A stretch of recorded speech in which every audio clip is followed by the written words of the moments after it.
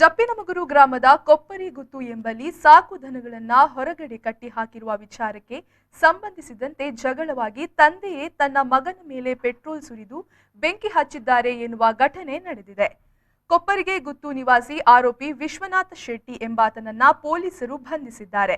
ಸ್ವಾಮಿತ್ ಶೆಟ್ಟಿ ಸುಟ್ಟು ಗಾಯದೊಂದಿಗೆ ಆಸ್ಪತ್ರೆಯಲ್ಲಿ ದಾಖಲಾಗಿದ್ದಾರೆ.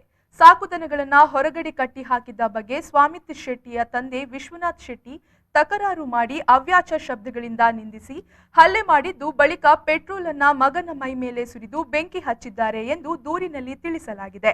ಈ ಬಗ್ಗೆ ಕಂಕನಾಡಿ ನಗರ ಠಾಣೆಯಲ್ಲಿ ಪ್ರಕರಣ ದಾಖಲಾಗಿದೆ. ಮನೆ ಹೊರಗಡೆ ಸಾಕಷ್ಟು ದನ ಕರುಗಳು ಮತ್ತೆ ಕೋಳಿ ಆಮೇಲೆ ಬೇರೆ ಬೇರೆ ಪ್ರಾಣಿ ಪಕ್ಷಿಗಳೆಲ್ಲ ಸಾಕೊಂಡಿದ್ದಾರೆ. ಅವನ್ನೆಲ್ಲ ನೀಟಾಗಿ ಕೊಟ್ಟಿಗೆ ಕಟ್ಟಬೇಕು ಅನ್ನೋ ವಿಚಾರದಲ್ಲಿ ತಂದೆ ಮಗನ ನಡುವೆ ಸಂಘರ್ಷ ಆಗ್ಬಿಟ್ಟು ಮನೆಯಲ್ಲಿ ಇದ್ದಂಥ ಪೆಟ್ರೋಲ್ ತಗೊಂಡು ತಂದೆನೇ ಮಗನಿಗೆ ಎರಚಿ ಬೆಂಕಿ ಹಚ್ಚಿರುವಂಥದ್ದು ಒಂದು ಪ್ರಕರಣ ನಮ್ಮಲ್ಲಿ ದಾಖಲಾಗಿದೆ.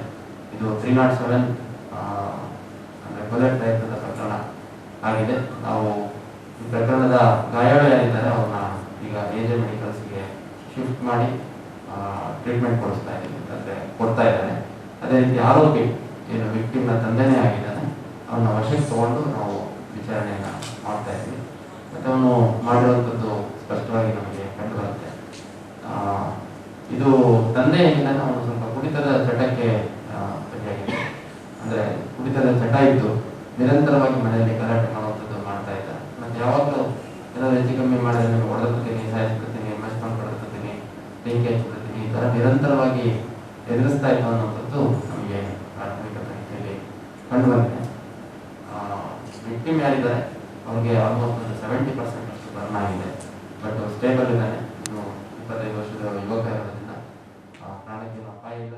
ಶರತ್ V4 ನ್ಯೂಸ್, ಮಂಗಳೂರು.